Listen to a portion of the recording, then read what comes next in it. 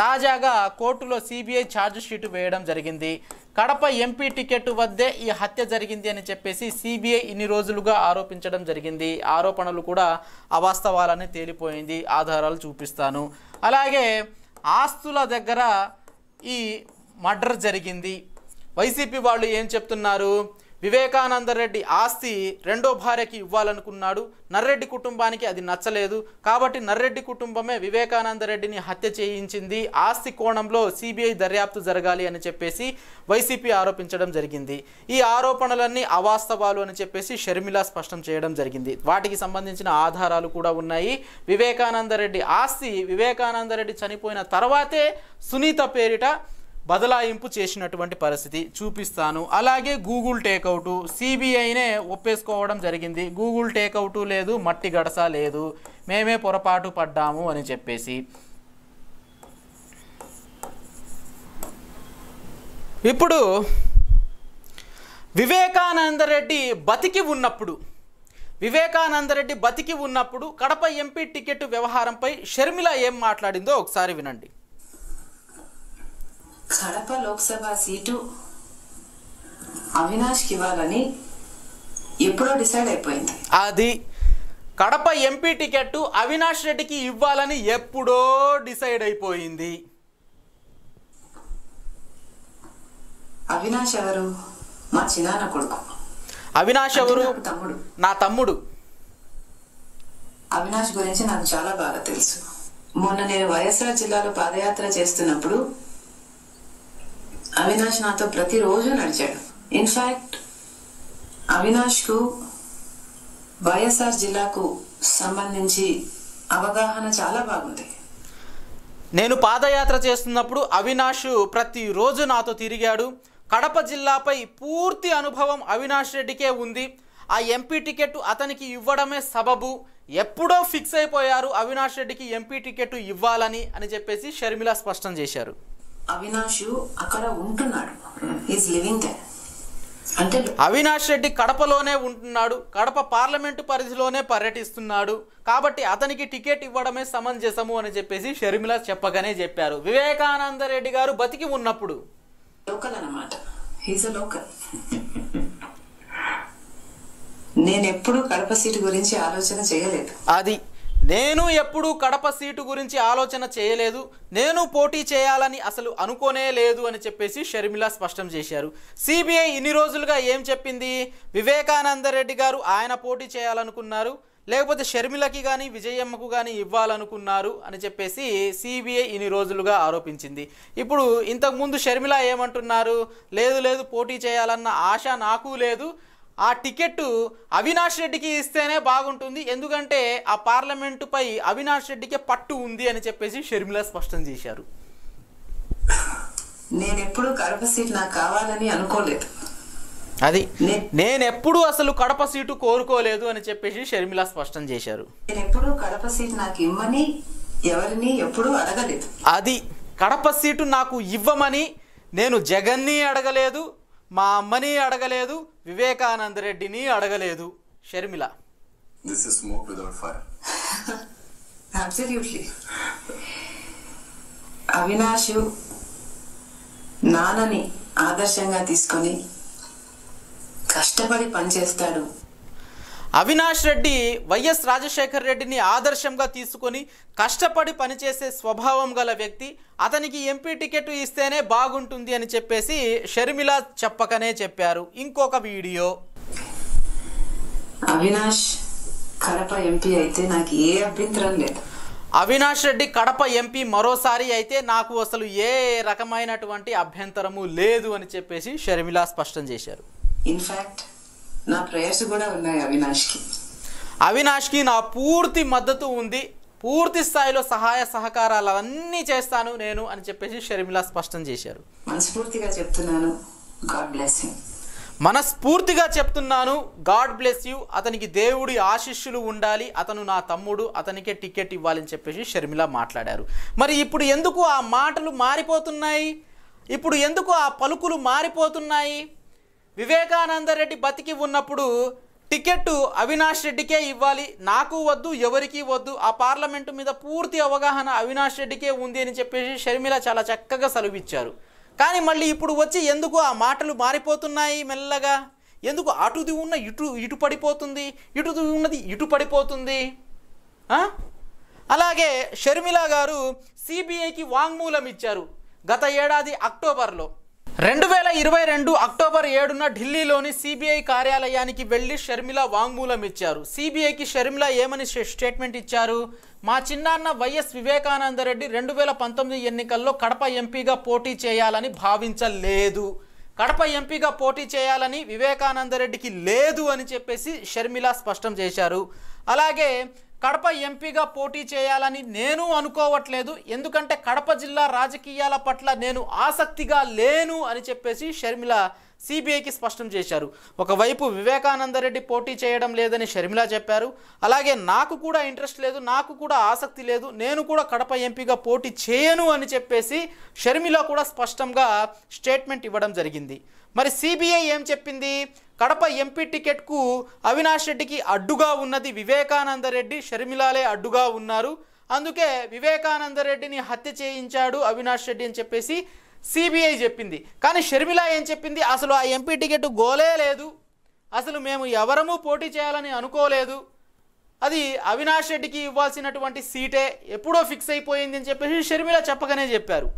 దీంతో సిబిఐ చేస్తున్న ఆరోపణ వివేకానందరెడ్డి హత్య ఎంపీ టికెట్ వద్దే జరిగింది, అవినాష్ రెడ్డి చేశాడు అన్నటువంటి ఆరోపణ పటాపంచలైపోయినట్లుగా మనం స్పష్టంగా అర్థం చేసుకోవచ్చు. అలాగే షర్మిలకు సిబిఐ ఒక ప్రశ్న వేయడం జరిగింది. ఏమని? వివేకానందరెడ్డి గారు అసలు ఎందుకు 2019లో పోటీ చేయడం లేదని అనుకున్నారు, ఎందుకు పోటీ చేయలేదు అని చెప్పేసి షర్మిలని అడిగితే షర్మిల ఏమని సమాధానం చెప్పారంటే, 2017 ఎమ్మెల్సీ ఎన్నికల్లో వివేకానందరెడ్డి ఓడిపోవడంతో ఆయన వెనక్కి తగ్గారు, ఇంకా పోటీ చేయడం బాగుండదులే, అవినాష్ రెడ్డి ఆల్రెడీ సిట్టింగ్ ఎంపీగా ఉన్నాడు, అతనికి సీట్ ఇస్తేనే బాగుంటుంది అన్న లెక్కలో వివేకానందరెడ్డి ఉన్నారు అని చెప్పేసి షర్మిల స్పష్టంగా చెప్పినటువంటి పరిస్థితి. మరి ఎంపీ టికెట్ వద్ద ఎటువంటి అవాంతరాలు లేకపోయినా సరే అవినాష్ రెడ్డి ఏ రకంగా వివేకానందరెడ్డిని హత్య చేయిస్తాడు? షర్మిల ఇచ్చిన స్టేట్మెంట్ ప్రకారము రాజకీయ హత్య కానే కాదు, ఆస్తి హత్య అని చెప్పడానికి ఒక ఆధారం అయితే ఉంది. మరి షర్మిల గారు ఏమన్నారు? మొన్న వివేకానందరెడ్డి గారి పేరు మీద మంచినీళ్ళ పేరు మీద చిన్నమ్మ పేరు మీద ఎప్పుడూ లేవు, సునీత పేరు మీదనే ఉన్నాయి. అలాంటప్పుడు సునీత ఆస్తుల కోసమో లేకపోతే ఆస్తి ఇంకెవరికో రాసేస్తాడు వివేకానందరెడ్డి అన్న లాజిక్ లో అసలు అర్థమే లేదు. ఒకవేళ లేదు సునీత హస్బెండ్ ఆస్తి కోసం చేశాడు అనుకుంటే చంపాల్సింది వివేకానందరెడ్డి గారిని కాదు, సునీతను చంపాలి. షర్మిలమ్మ ఏం చెప్తున్నారు? వివేకానందరెడ్డి తన ఆస్తి మొత్తము ఎప్పుడో సునీతకు రాసిచ్చేశారు, ఇక రెండో భార్యకి రాసివ్వడానికి ఏమీ లేదు. అలాంటప్పుడు నర్రెడ్డికి వివేకానందరెడ్డి ఆస్తి మీద మోజు కన్ను ఉంటే అతను చంపాల్సింది సునీతని కదా. వివేకానందరెడ్డి దగ్గర చిల్లి గవ్వ కూడా లేదు, నర్రెడ్డి ఎందుకు వివేకానందరెడ్డిని చంపుతాడు? అలాంటప్పుడు నర్రెడ్డి చంపాలి గింపాలి అనుకుంటే తన భార్య సునీతనే కదా చంపుకోవాల్సింది అని చెప్పేసి షర్మిల భలే లాజిక్ చెప్పారు. షర్మిల లాజిక్ ప్రకారమే పాయింట్ నెంబర్ 1, వివేకానందరెడ్డి బతికి ఉన్నప్పుడు తన ఆస్తి మొత్తము సునీతకు రాసిచ్చాడా లేదా, ఇందులో నిజమెంత అబద్ధం ఎంత తేలాలి. Point number 1. ఇక పాయింట్ నెంబర్ 2, షర్మిల లాజిక్ ప్రకారము వివేకానందరెడ్డి చనిపోయిన తర్వాత వివేకానందరెడ్డి ఆస్తులు సునీతకి బదిలీ అయినట్లయితే అప్పుడు ఆస్తి వల్లే ఈ హత్య జరిగింది, అప్పుడు నర్రెడ్డి కుటుంబమే ఈ హత్య చేసినట్లుగా ఒప్పుకోవాలి. వైసీపీ కూడా అదే ఆరోపిస్తుంది. వివేకానందరెడ్డి ఆస్తి కోసమే నర్రెడ్డి వివేకానందరెడ్డిని చంపించేశాడు, వివేకానందరెడ్డి చనిపోయిన తర్వాత వివేక ఆస్తులు మొత్తం నర్రెడ్డి కుటుంబానికి వెళ్ళిపోయాయి, ఆస్తుల తగాదా వల్లే ఇదంతా జరిగింది అని చెప్పేసి వైసీపీ ఆరోపిస్తుంది. షర్మిల ఆరోపించినట్లుగా ఆధారాలు అయితే లేనే లేవు. కానీ వైసీపీ ఆరోపిస్తున్నట్లుగా నర్రెడ్డి కుటుంబం వివేకానందరెడ్డిని ఆస్తి కోసమే చంపించారు, వివేకానందరెడ్డి చనిపోయిన తర్వాత ఆస్తులు నర్రెడ్డి కుటుంబానికి బదిలీ అయ్యాయి అనే దానికి నా దగ్గర ఆధారాలు ఉన్నాయి. పాస్ పుస్తకాలు ఉన్నాయి, స్టాంప్ పేపర్లు ఉన్నాయి, రిజిస్ట్రేషన్ పత్రాలు ఉన్నాయి. ఏకంగా వివేకానందరెడ్డి చనిపోయిన తర్వాత సునీత పేరిట వివేకానందరెడ్డి ఆస్తి 89 ఎకరాలు సునీత పేరిట బదిలీ అయ్యాయి. ఎప్పుడు మొన్ననే వివేకానందరెడ్డి చనిపోయింది 2019 మార్చిలో, కానీ సునీత పేరిట మొన్ననే 8 నెలల క్రితమే వివేకానందరెడ్డి ఆస్తి సునీత పేరిట బదిలీ అయ్యింది. ఇది ఆంధ్రప్రదేశ్ ప్రభుత్వం రెవెన్యూ శాఖ భూమి రికార్డుల వివరాలు. వివేకానందరెడ్డికి సంబంధించిన 24 సెంట్ల భూమి నర్రెడ్డి సునీతకు బదిలీ చేయడం జరిగింది. ఎక్కడ? పులివెందుల మండలం, వైఎస్ఆర్ జిల్లా, చినరంగాపురం విలేజ్, సర్వే నెంబర్ 152-3. 24 సెంట్ల భూమి వైఎస్ వివేకానందరెడ్డి పేరిట ఉంది. పట్టాదారుని పేరు వైఎస్ వివేకానందరెడ్డి. ఇక్కడ బదిలీ చేయబడిన వ్యక్తి పేరు నర్రెడ్డి సునీత. ఎప్పుడు బదిలీ చేయడం జరిగింది? 2022 డిసెంబర్ 31వ తేదీ సాయంకాలం 5:50 సునీత పేరిట బదిలీ చేయడం జరిగింది. వివేకానందరెడ్డి చనిపోయిన తర్వాత సునీత పేరిటకు వివేకానందరెడ్డి ఆస్తి వెళ్ళడం జరిగింది. ఎప్పుడు? మొన్న డిసెంబర్లో. మరి దీనికేం సమాధానం చెప్తారు షర్మిల గారు? వివేకానందరెడ్డి ఆస్తి మొత్తం, అడుగుబడుగున ఉన్న ఆస్తి మొత్తము సునీతకి ఎప్పుడో వివేకానందరెడ్డి ఇచ్చేశాడు, ఇంకా ఏం మిగల్లేదు ఇవ్వడానికి అని చెప్పేసి అన్నారు. ఇదిగో ఉన్న ఆస్తి, ఈ ఆస్తి కోసమే నర్రెడ్డి స్కెచ్ వేసి హత్య చేయించారు అని చెప్పేసి వైసీపీ వాళ్ళు అంటున్నారు. మరి దీనికి సంబంధించి భూ రికార్డు పత్రాలు ఇంకా చూపిస్తాను. అలాగే వివేకానందరెడ్డికి సంబంధించిన 62 సెంట్ల భూమి సునీత పేరిట బదిలీ కావడం జరిగింది. ఎక్కడ? సింహాద్రిపురం మండలము, వైఎస్ఆర్ జిల్లా, రావులకొలను గ్రామము, సర్వే నెంబరు 326-2. 62 సెంట్ల భూమి వైఎస్ వివేకానందరెడ్డి పేరిట ఉంది. ఈ భూమి నర్రెడ్డి సునీత పేరిటకు బదిలీ కావడం జరిగింది. ఎప్పుడు? 2023 జనవరి 24వ తేదీన ఈ 62 సెంట్ల భూమి వివేకానందరెడ్డి పేరిట ఉన్న భూమి సునీత పేరిటకు బదిలీ కావడం జరిగింది. మరి షర్మిల గారు దీనికేం సమాధానం చెప్తారు? మొత్తం ఆస్తి మొత్తం రాసించేశాడు, ఇంకా మిగిలింది ఏమీ లేదు, వివేకానందరెడ్డి దగ్గర ఆస్తి ఏమీ లేదు కాబట్టి నర్రెడ్డి వివేకానందరెడ్డిని చంపాల్సిన అవసరం ఏమీ లేదు అని చెప్పేసి అన్నారు. కానీ వివేకానందరెడ్డి దగ్గర ఆస్తి ఉందిగా, ఆయన చనిపోయిన తర్వాత ఆ ఆస్తి నర్రెడ్డి కుటుంబానికి చేరుతుందిగా. దీనికేం చెప్తాం? ఇప్పుడు వివేకానందరెడ్డి పేరిట ఉన్న 3 ఎకరాల భూమి నర్రెడ్డి సునీత పేరిటకు బదిలీ కావడం జరిగింది. ఎక్కడ? వైఎస్ఆర్ జిల్లా, సింహాద్రిపురం మండలం, తెలికి గ్రామము, సర్వే నెంబర్ 159-2. 3 ఎకరాల భూమి వైఎస్ వివేకానందరెడ్డి పేరిట ఉంది. ఆ భూమి నర్రెడ్డి సునీత పేరిటకు బదిలీ కావడం జరిగింది. ఎప్పుడు? జనవరి 25, 2023. మొన్న జనవరిలో ఈ 3 ఎకరాల భూమి వివేకానందరెడ్డి పేరిట ఉన్న 3 ఎకరాల భూమి నర్రెడ్డి సునీత పేరిటకు బదిలీ కావడం జరిగింది. మరి దీనికేం సమాధానం చెప్తారు? షర్మిల ఇంకో మాట కూడా అన్నారు. వివేకానందరెడ్డి పేరిట ఆస్తి అసలు లేనే లేదు, అలాగే వివేక భార్య సౌభాగ్యమ్మ పేరిట కూడా ఆస్తి అసలు లేనే లేదు, మొత్తం ఆస్తి సునీతకు ఇవ్వడం అయితే జరిగింది అని చెప్పేసి షర్మిల మాట్లాడారు.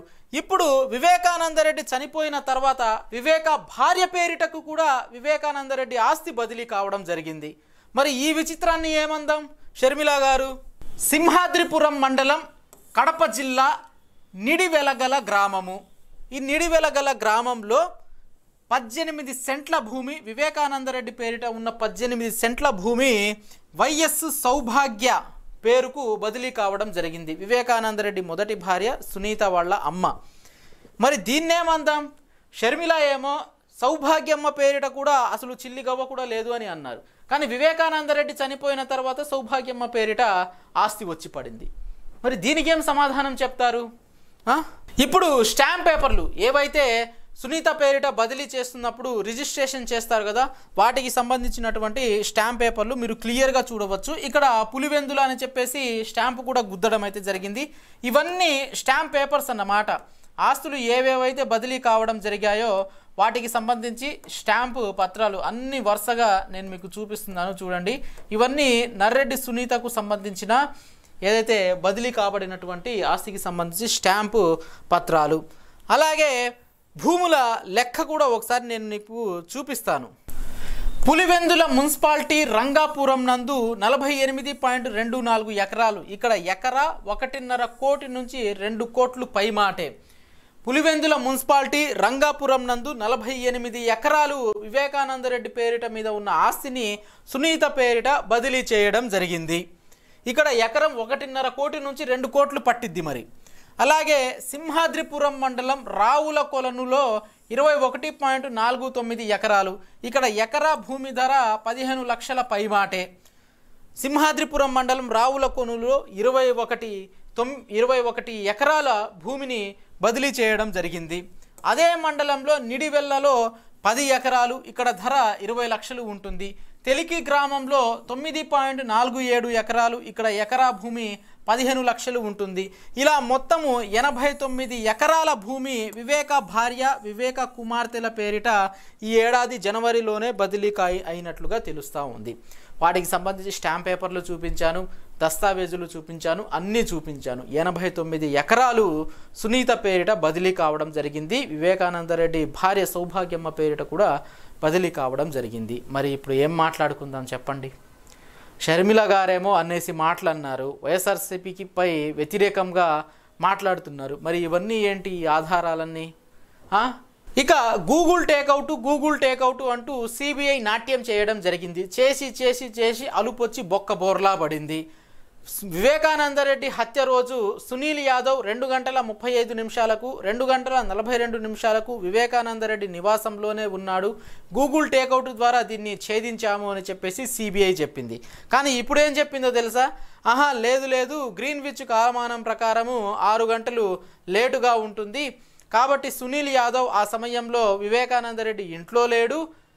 ఉదయం 8 గంటల 6 నిమిషాలకు వివేకానందరెడ్డి ఇంటి వద్ద సునీల్ యాదవ్ ఉన్నాడు. అలాగే ఉదయం 8 గంటల 12 నిమిషాలకు ఇంకోసారి ఉన్నాడు, మేము కనిపెట్టాము అని చెప్పేసి మళ్ళీ మాట మార్చినటువంటి పరిస్థితి. అంటే ఇన్ని రోజులుగా గూగుల్ టేకౌట్ అని చెప్పేసి సంబరపడిపోయిన సిబిఐ ఇప్పుడు సునీల్ యాదవ్ ఉన్నాడని చెప్పి ఇప్పుడు లేడని చెప్పడం అయితే జరిగింది. దీంతో అర్థం అవ్వట్లేదా గూగుల్ టేకౌట్ అనేది మటాష్ అయిపోయింది అని? అది పరిస్థితి.